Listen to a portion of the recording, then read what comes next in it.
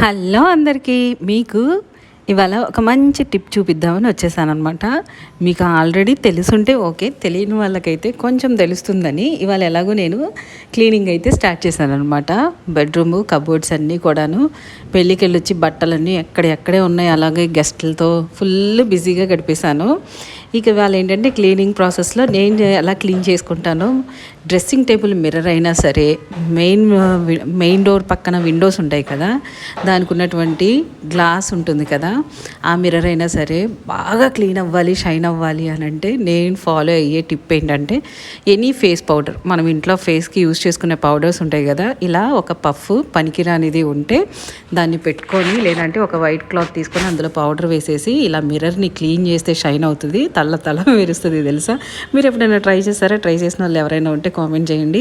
ఎలాంటి మిర్రర్ అయినా సరే భలే మెరిసిపోతుంది అబ్బా. చిన్న టిప్ యూజ్